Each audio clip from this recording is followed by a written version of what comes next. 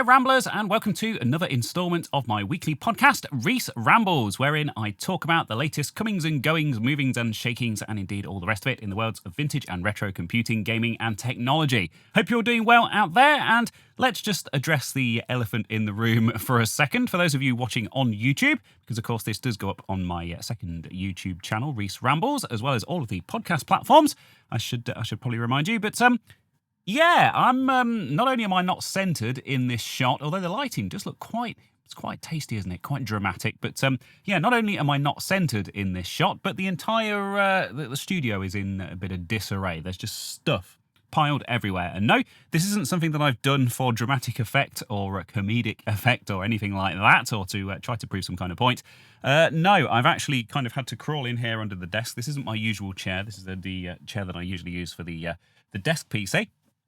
And I kind of had to part this big pile of boxes and aim the camera roughly in the right direction. And to be honest, it's going to take me about 5 minutes to crawl back out to move that.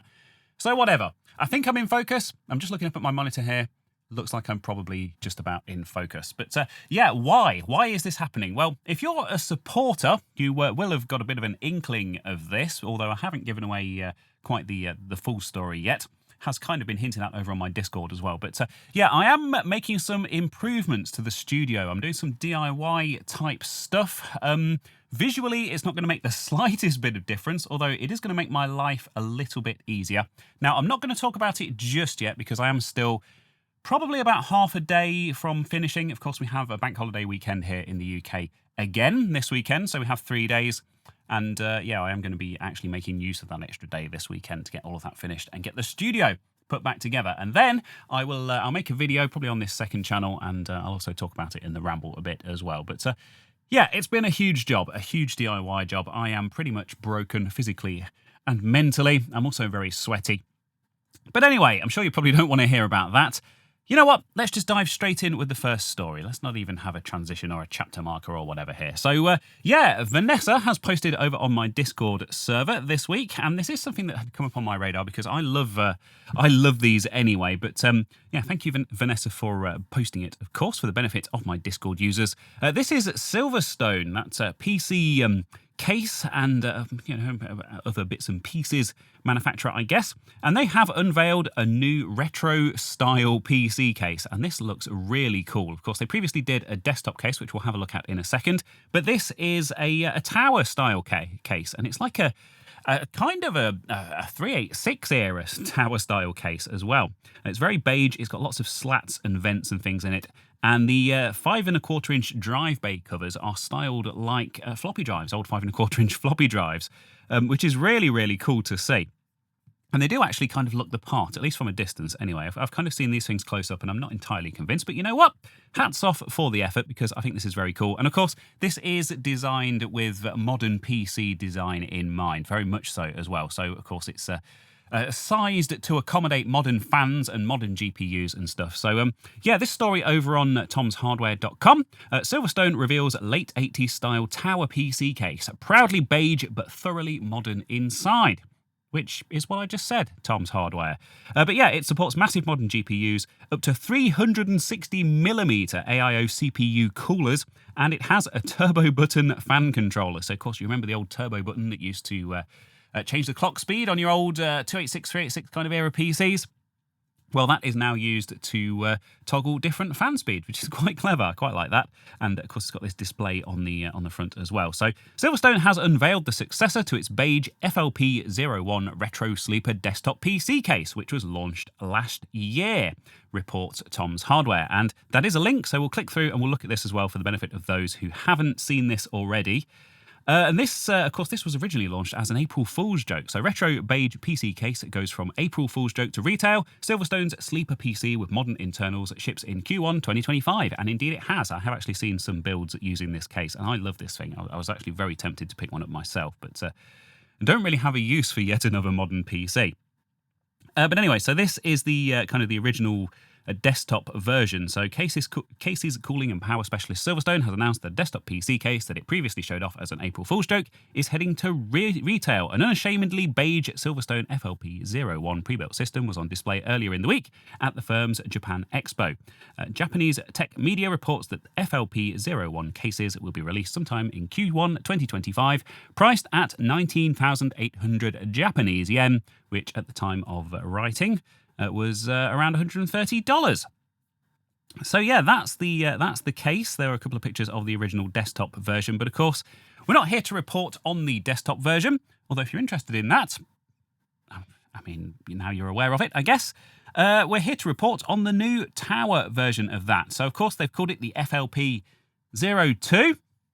Hey, why not? Makes perfect sense. And yeah, the FLP02 that we saw at Computex 2025 in Taipei manifests your beige sleeper PC dreams via a tower case akin to those popular in the late 1980s when Intel's 386 and 486 processors still dominated the computing landscape.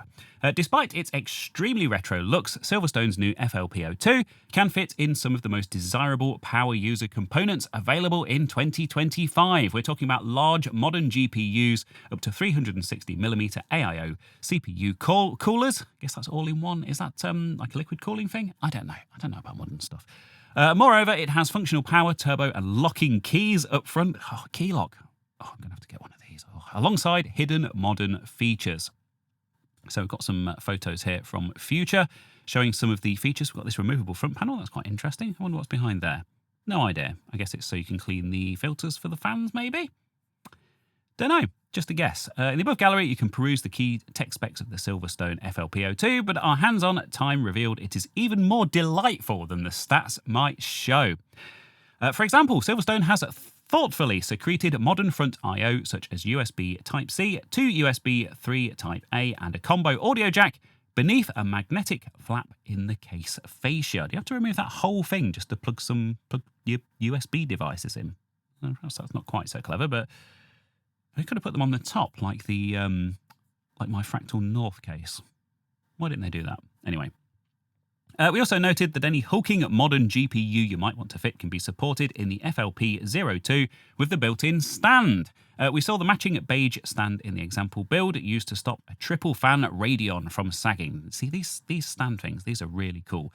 I must say, modern GPUs, right, this is going to be a bit of a rant, but I think it's valid, and I think it's... this is the absolute perfect opportunity to bring this up, because this is something I have been thinking about lately. And yeah, I mean, I have the Fractal North case, which is the one with the walnut grills on the front, and I actually have that in a desktop configuration. It's not really designed to be used that way, but I stuck some feet on the side and turned it on its side. I did do a video about that a while back, but yeah, these modern GPUs, obviously they suffer from sagging, don't they? Because they're so long and so big and so heavy.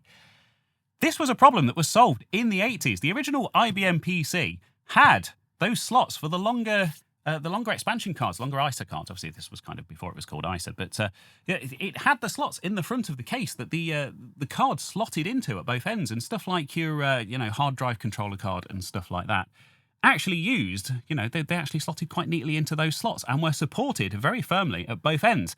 And at some point over the years, the world of PCs and PCI and all of that lost its way and lost those front supporting brackets. And now they're having to reinvent the wheel with these brackets that obviously slot in underneath your GPU. And why not just have a common standard where you've got the slot at the front as well as the slot at the back, and just have it supported that way? It's a solved problem. It's a problem that we solved 40 years ago, over 40 years ago.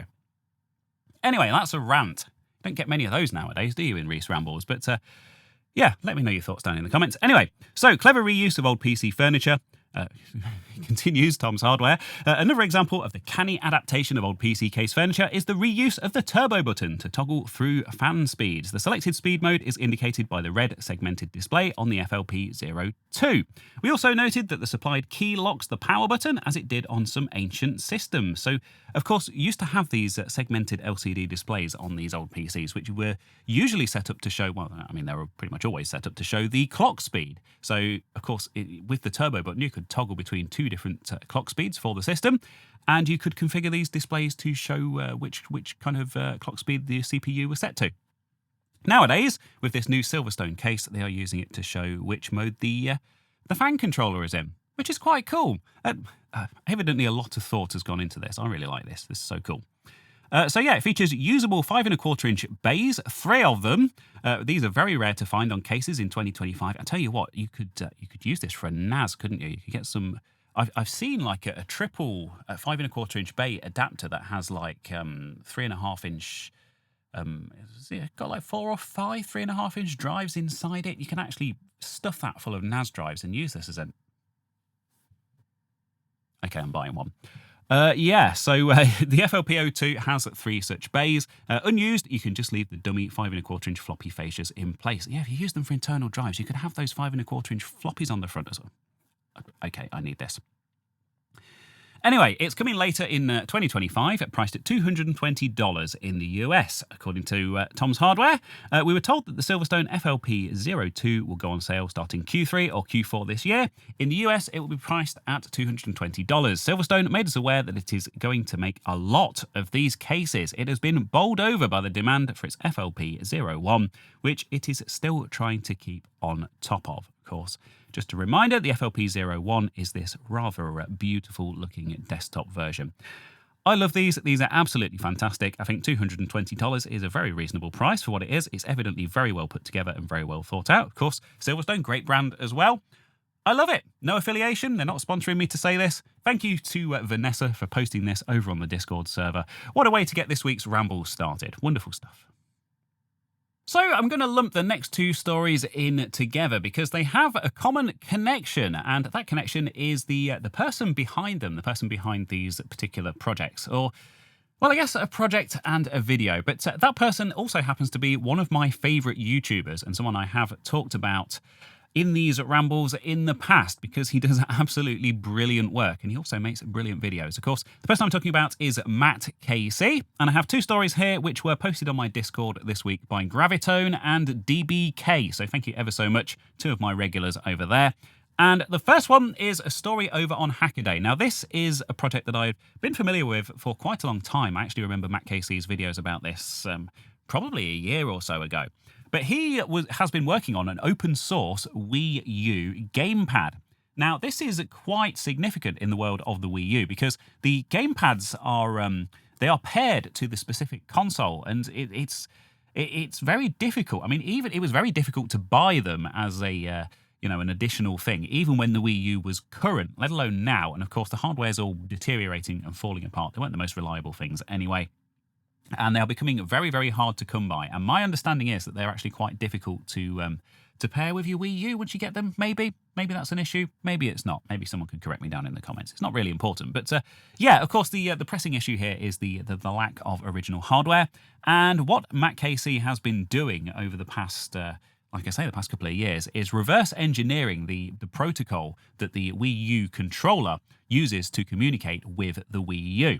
So if you're not familiar with the original, it's basically like a tablet type thing with a screen in the middle. If you know the Nintendo Switch, it's kind of similar to that, but of course, it's kind of a controller and it's also kind of a console in its own right, but not really. It's kind of has to be tethered to the Wii. It's a weird thing. Of course, it's Nintendo, and the Wii era was kind of one of the weirdest eras of Nintendo, I would argue. Goodness, Reese, get your words out. Anyway, this story over on Hackaday by Brian Cockfield. Although Nintendo is mostly famous for making great games, they also have an infamous reputation for being highly litigious, not only for reasonable qualms like outright piracy of their games, but additionally for more grey areas like homebrew development on their platforms or posting gameplay videos online. With that sort of reputation, it's not surprising that they don't release open source drivers for their platforms, especially those like the Wii U, with unique controllers that are difficult to emulate. This Wii U Gamepad Emulator seeks to bridge that gap, and this links to MattKC's GitHub, which we will have a look at in a second. The major issue with the Wii U compared to other Nintendo platforms like the SNES or GameCube is that the controller looks like a standalone console and behaves similarly as well, with its own built-in screen. Buying replacement controllers for this unusual device isn't straightforward either. Outside of Japan, Nintendo did not offer an easy path for consumers to buy controllers. The software suite, called Vanilla, aims to allow other non-Nintendo hardware to bridge this gap, bringing in support for things like the Steam Deck, the Nintendo Switch, various Linux devices, or Android smartphones, which all have the touchscreens required for Wii U controllers. The only other hardware requirement is that the device must support 802.11n 5 GHz Wi-Fi. Although the Wii U was somewhat of a flop commercially, it seems to be experiencing a bit of a resurgence among collectors, retro gaming enthusiasts, and homebrew gaming developers as well. Many games were incredibly well made and are still experiencing continued life on the Switch, and plenty of gamers are looking for the original experience on the Wii U instead. If you've somehow found yourself in the opposite position of owning a Wii U controller but not the console though, you can still get all the Wii U functionality back with this console modification. So there you go. That's just a link to another one of their stories. And let's not get too sidetracked on this one though. So yeah, this is MattKC's project to basically make an emulator for the Wii U controller. And as stated in the story, one of the best ways to run this is on the Steam Deck or on a smartphone. Of course, the Steam Deck, very similar layout to those Wii U controllers with the controls either side and the touchscreen in the middle. So very cool. Yeah, and it also runs on the Raspberry Pi as well, and Android, so that's really cool. No warranty provided. Everything should be considered alpha at best. So we've got a list of supported devices here, which I won't go over again, and there's also some recommended Wi-Fi adapters because the Wii U uses kind of a tweaked version of 802.11n 5 GHz Wi-Fi, which, you know, a standard kind of off-the-shelf adapter can be persuaded to speak Wii U, I guess. But of course, there is a list of compatible Wi-Fi adapters over on the GitHub, and yeah, there's you know, it's not much to look at, but of course, all the magic is in the code in the back end that actually runs this thing. So yeah, you can choose which Wi-Fi adapter. If you've got multiple Wi-Fi adapters, you can display full screen, and yeah, you can also specify your controller if you want to use a separate, you know, you want to use a physical controller, and then the screen kind of separately as two separate things. Does that make sense? I think that makes sense. There's also a link to the announcement video. This is probably where I saw this. Let's just click on this and have a look at this. So, what's next? Oh yeah, 1 year ago. When was this published? April 2024, 29th of April 2024. So yeah, pretty much getting on for, yeah, pretty much a year ago. So there's a 4-minute video here that kind of explains what the project is and kind of the goals of this project. And of course, it is now officially a thing, so that's really cool to see. Considered to be in alpha, but I have seen some videos of people trying this out, and you know, with great success. So that's good to see. Oh, that was a little spoiler for the next story, but yeah, it is time for that next story. So I guess we'll jump straight to that. And this is another MattKC video. Like I say, I'm going to lump these two stories together because they are both from the same YouTuber. And this is a video about a new Xbox, original Xbox. Of course, the Nintendo Wii and the original Xbox are two of my favourite consoles of all time, and they are both consoles that I have covered on my channel as well, which is why these stories were particularly relevant to me and why they kind of came up on my radar. So this is a new power supply for the OG Xbox, and as you've probably seen, its unique selling point is that it's USB-C, which is absolutely fantastic because the original Xbox had the power supply internally, and of course it ran off the mains, but they are starting to get old and they are starting to fail, and they're also a massive source of heat, and they're also very, very large, which of course there have been various kind of Xbox miniaturization projects and things over the years where they've tried to remove the optical drives and stuff and shrink these consoles down. And of course, making the power supply much, much smaller is very kind of conducive to that end, shall we say. So yeah, always cool to have options. Of course, we've got failing old power supplies and no real options out there to replace them, which of course this also addresses. And one particular issue in this video as well is that MattKC is Australian, and he moved to a country that doesn't use the same voltage as Australia. So he hasn't been able to use his original Xbox. But now he can. He's converted it to USB-C and he can get back to playing on it. So very cool. Reduces the internal temperature of the console quite considerably. The weight and the bulk replaces potentially old faulty power supplies, and yeah, just standardizes everything on USB-C, which I think is quite a cool thing to see. For me, as far as I'm concerned, as far as originality is concerned, there are certain bits and pieces of these old consoles and computers that I'm quite happy to touch and quite happy to meddle with. The video output being one of them. Of course, I've done the HDMI mod and stuff on my original Xbox. I think getting the best possible video output out of your original consoles is perfectly fine, if it means they're going to get played and used on modern displays and things. Preferably by keeping the old, if you can keep the old options intact as well, but not necessarily a given. Yeah, and the power supply, modernising power supplies, kind of protecting these things in future. And on that note, this modern replacement also, there are all sorts of kind of oscilloscope readings and things. We just go to the It's called the PXU. We just go to the GitHub page here. There is... I don't know where I saw it, but yeah, there are some screenshots in the video of some oscilloscope readings from this as well that show that this is a very, very, very clean power supply as well compared to the original, which of course, helps to improve stuff like the quality of the video output and, longevity of the components and stuff like that. So all good stuff. I nearly made this my video of the week, to be honest, but then of course there was the other MattKC story, so I thought, you know what, God, sponsor stuff. No, go away. Nobody likes sponsors, do they? Anyway, that's that. They're those two MattKC stories. And yeah, thank you ever so much to Gravitone and DBK for submitting those. And now, a sponsor segment. That's right, and what a beautiful segue, if I do say so myself. So, of course, this episode of Reese Rambles is brought to you by PCBWay.com, PCB fabricators extraordinaire, and of course, long-term supporters of this community. With 11 years worth of PCB fabrication experience, they support my main channel as well as a lot of my other fellow creators as well. So always very much appreciated. Thank you ever so much to PCBWay. If you go and check out their website at the link down below, you will see that they offer not only PCB fabrication, but also some additional services, including 3D printing, CNC machining, and injection molding. So once more, thank you ever so much to PCBWay for your support. The link is down in the description. And now, onwards with the ramble. If you're the owner of a modern Xbox console, or indeed maybe even a PC, you might be familiar with Microsoft's Game Pass subscription service, which of course allows you to pay a monthly subscription to get access to, games. And I know this is sounding like another ad read, but I promise it isn't. No, the Xbox Game Pass subscription service has this week added something that is of particular interest to retro gamers, and it is called Xbox Retro Classics.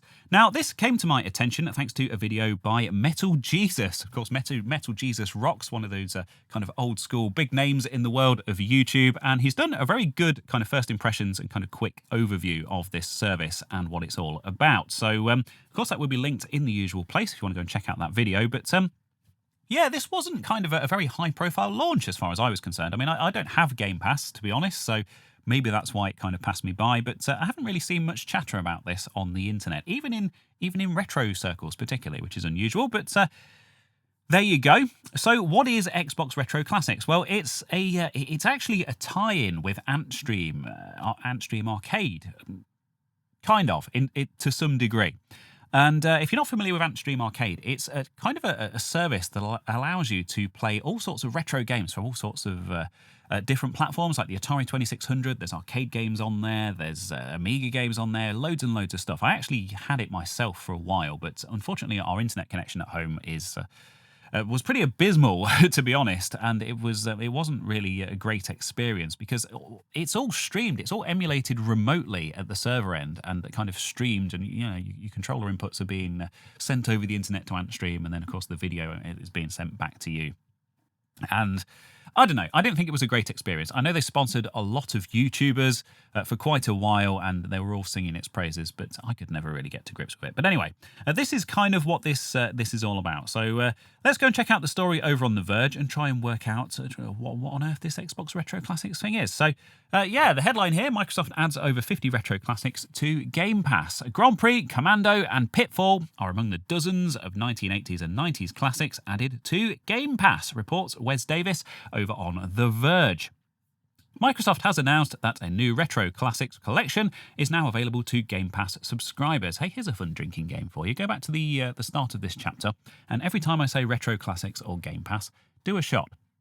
In fact, you'll probably be unconscious by this point, but anyway, reminiscent of the Nintendo Switch Online Classics games library, the collection includes Pitfall, Grand Prix, and more than 50 other Activision titles from the 1980s and 1990s. It's not as many titles as the 1,300 retro games that Antstream, Microsoft's partner in the offering, has available on its streaming service, but it won't cost Game Pass subscribers any extra. Although, as we'll see shortly, there is actually an offering for people to be able to add that Antstream stuff as well. Oh my God. Come on, Reese, get it together. Retro Classics, which Microsoft writes is a part of its commitment to game preservation and backwards compatibility, is available on Xbox consoles, PC, or via Xbox Cloud Gaming on compatible devices, like some LG and Samsung smart TVs and the Meta Quest headset. Other games included in the... Did you see the way I frowned there when I said LG and Samsung smart TVs? Cloud gaming on... Oh, my goodness. Anyway, other games included in the collection include Cosmic Arc, MechWarrior 2, 31st Century Combat, and Atlantis. Yes, of course, this also includes some classic kind of DOS games as well, which is really cool to see.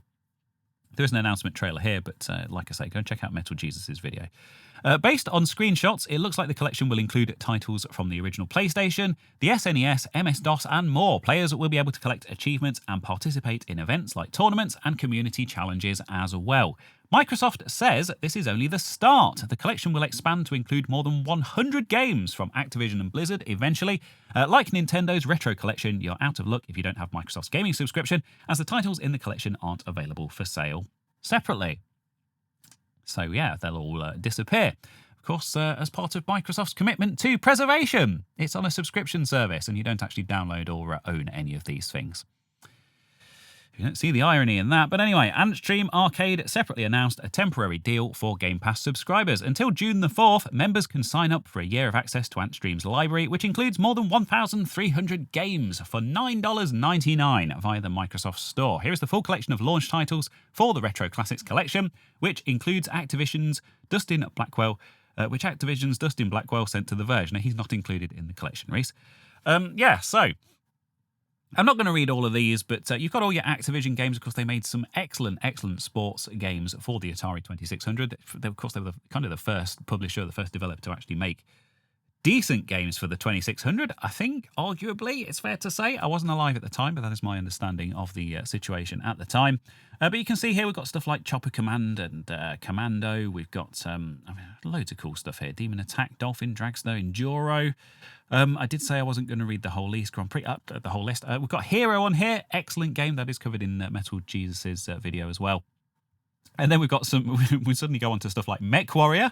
And then back to Pitfall 2, Pitfall, Police Quest, Pressure Cooker. It's games. River Raid 1 and 2. Excellent games. We've got Space Quest 2 and Space Quest 6, but none of the others in the series, oddly enough. Probably something to do with licensing. Star Voyager, Spider Fighter. We've got The Adventures of Willy Beamish. Apparently that's on the list twice. And Thwocker. I've never heard of Thwocker. Trick Shot, Zork, and Zork Zero.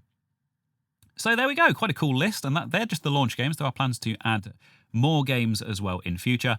And as I say, this is a tie-in with Antstream, and it basically gives you access to some of their streaming games as well as some other bits and bobs from Microsoft, as is my understanding. And if you want to pay a little bit extra, $9.99 a month, you can also have access to the full Antstream library as well, if your internet connection is good enough and it works for you. So there you go, Microsoft Retro Classics on the Xbox Game Pass, available on Xbox, PC, and other various cloud-based gaming devices, including smart TVs and the other things that I just mentioned.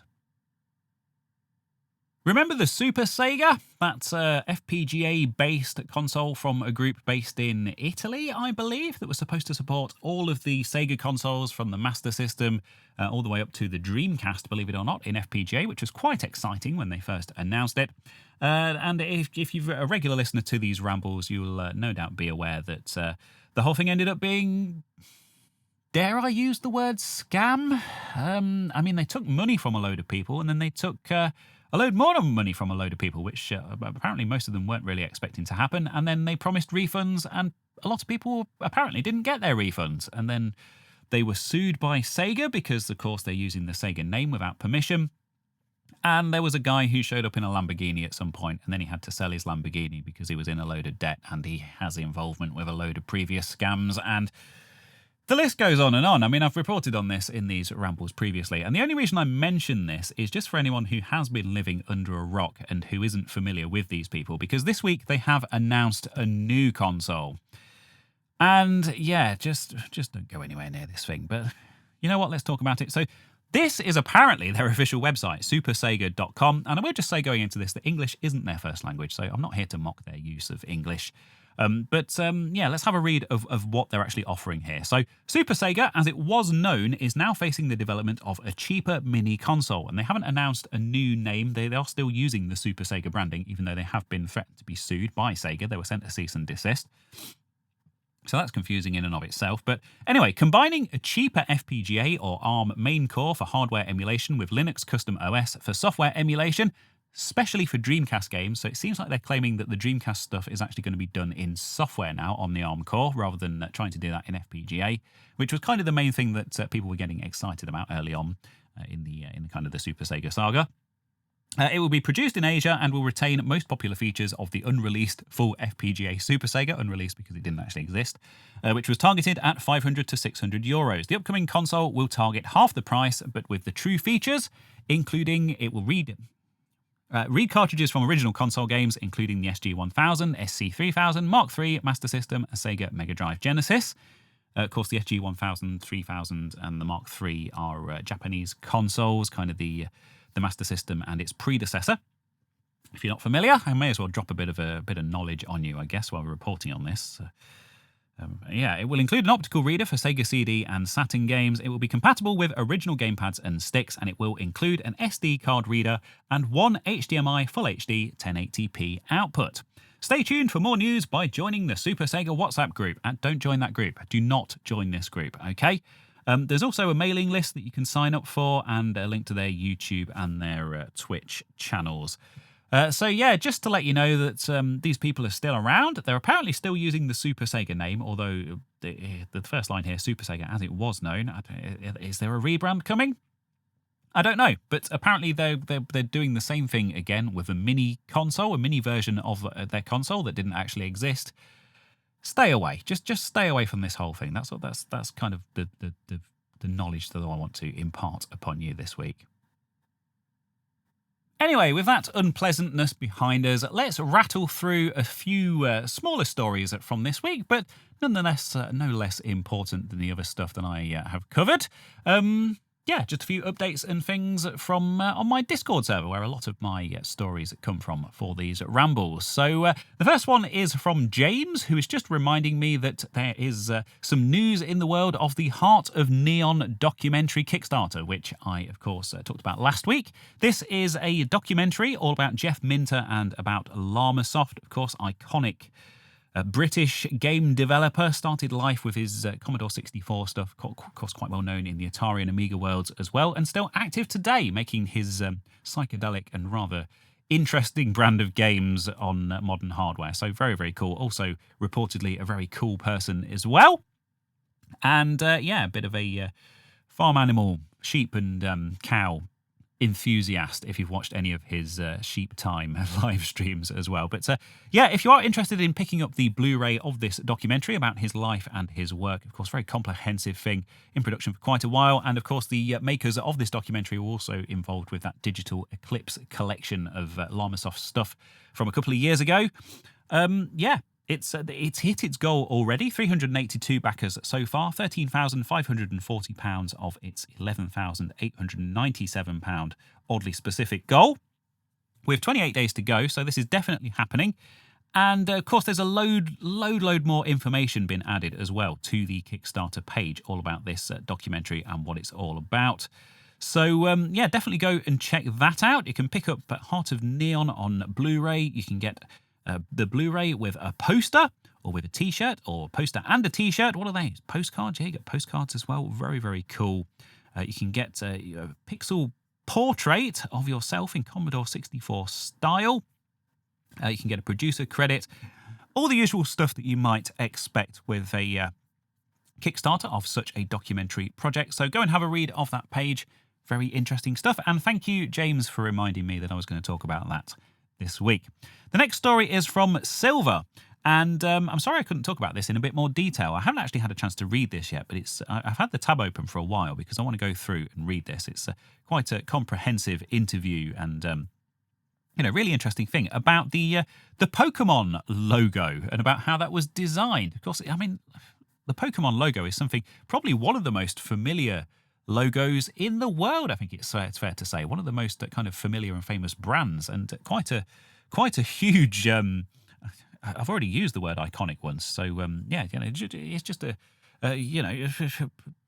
very important piece of gaming history. I think it's fair to say, and cultural history as well. So yeah, I haven't had a chance to read this yet, but it's an interview from Rebecca Valentine with Chris Maple, who was a Seattle-based, or is a Seattle-based designer, who actually designed the Pokemon logo. Of course, I suppose you don't really think about these things, but yeah, someone had to have designed it. And there's an interview over on IGN about that, how that logo came to be. So there you go. That is that. Thank you to Silver for submitting that. Like I say, I will get around to reading that at some point. The next thing is something that I have watched. And indeed, another update to something that I have reported on previously in these rambles. And this is the MXM version of the Voodoo 4 graphics card. Of course, MXM being that expansion slot for laptops of a particular era. And yeah, somebody went and made a Voodoo 4 graphics card that actually slots into one of these. Of course, the famous 3DFX late 90s graphics card that it was. And this is a video over on a channel called Omores, and I'm familiar with this channel because I've reported on something that he's done in the past, and I can't quite remember what it was. But anyway, this is a very comprehensive test and overview of this card, which is available from sdz-mods.com. And if you want to see what this is all about in a lot more detail, and actually see the thing working, see it all up and running, then I can highly recommend this video, which was posted by Vanessa. So thank you ever so much for this. I thought it was really interesting. Another potential candidate for video of the week, but it's been an excellent week for videos this week, I have to say. Anyway, that's that. Like I say, I have previously talked about that in the rambles before. And finally, just a little thing from Technic, just to keep up his streak. Thank you ever so much to Technic, huge fan of the rambles and regular contributor at this point. Someone has recreated the Windows 95 setup wallpaper in 4K, and I thought this was a really cool little story over on NeoWin. Of course, I recently did that video on the Windows 95 betas, and that video went down an absolute storm, one of the most popular on my channel on Control-Alt-Reese.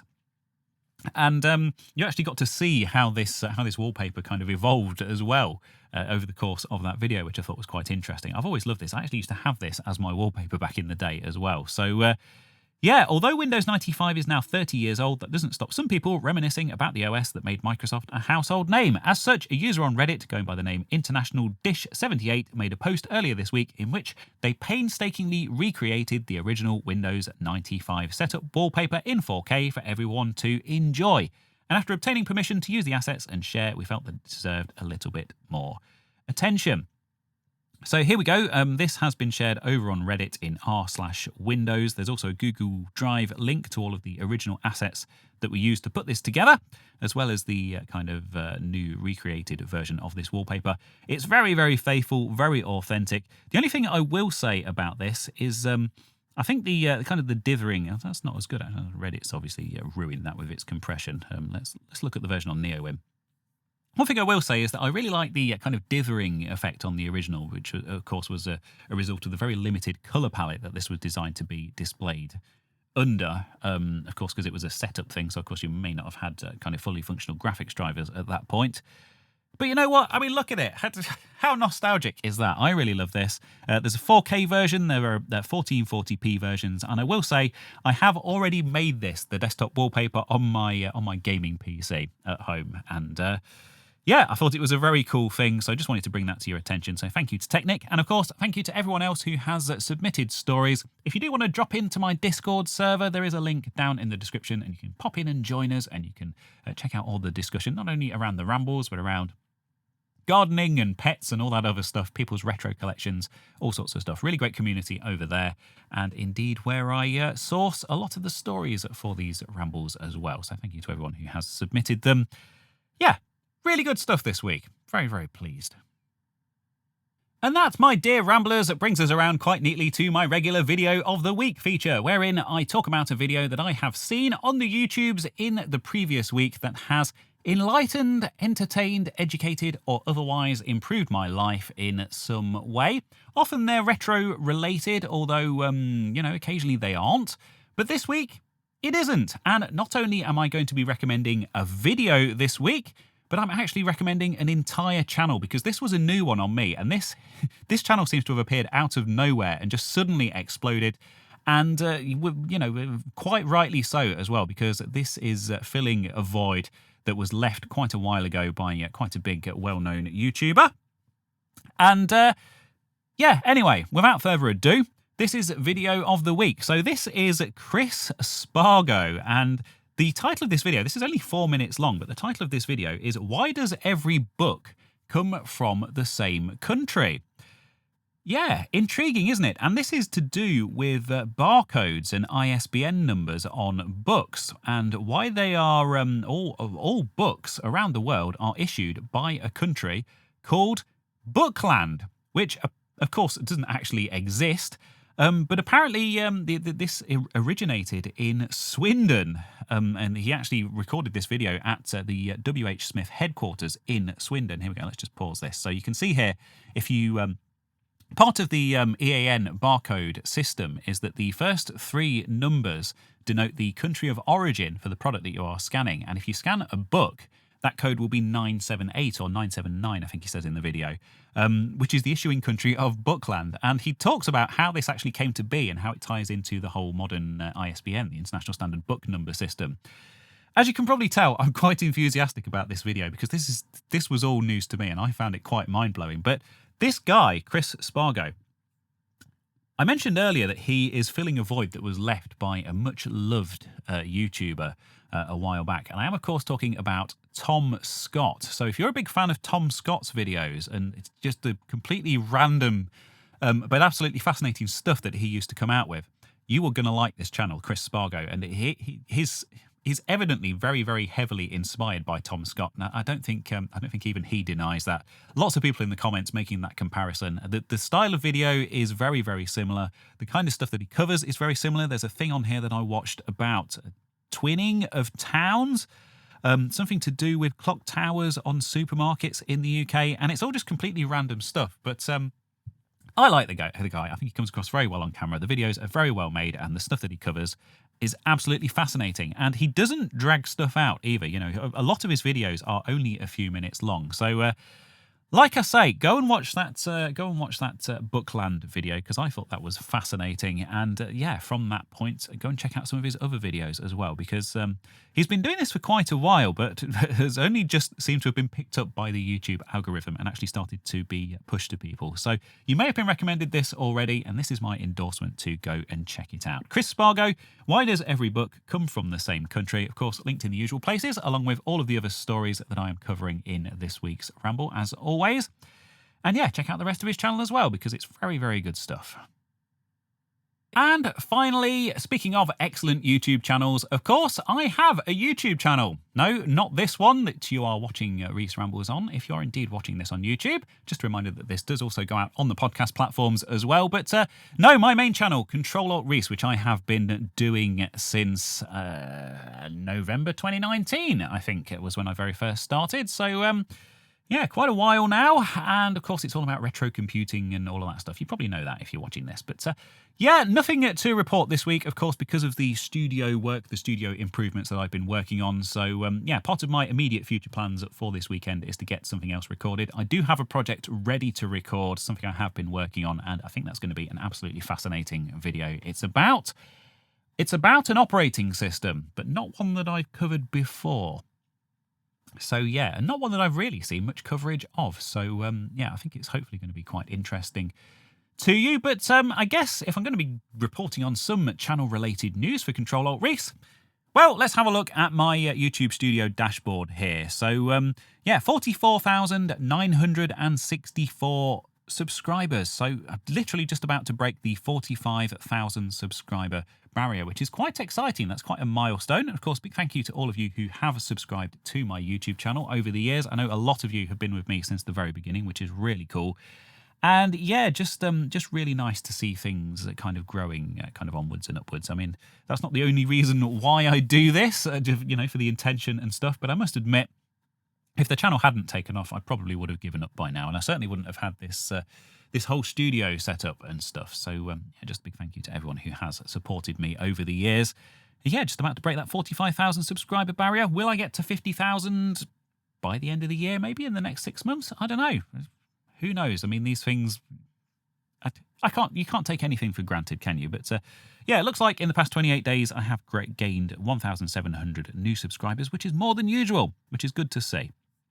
And my views are also slightly higher than usual in the past 28 days. So yeah, my most popular videos at the moment are the OCLP one, Open Core Legacy Patcher, running modern macOS on older Macs. Adding HDMI to the Nintendo Wii, that was also quite a recent video, and that Windows 95 beta video that I mentioned a while back. And here's all the stats and things. Get excellent analytics with YouTube, I will say. The 286 laptop video, that didn't do amazingly well as far as views are concerned, but hey, you know, it's a cool video, and I've had some really cool feedback and stuff on that as well. In fact, I had someone actually come up to me in person to tell me that his dad used to work for ICL, and he actually remembers owning the ICL version of that laptop as well, which was quite cool conversation. Shout out to Carl if you are a Rambler as well as a main channel viewer. But anyway, that's all I have for you for this week's Ramble. Of course, these go out at 2 minutes to midnight every Friday UK time on Spotify, the Apple one, not Google Podcasts anymore because that hasn't existed for quite a while now and I should probably stop talking about it. And YouTube on my second channel, Reese Rambles. Thank you ever so much for joining me. Don't forget to like and subscribe and all of that stuff. And I shall see you again, same time, same place next week. Main channel video hopefully coming at some point next week. That's all I got for you. Bye.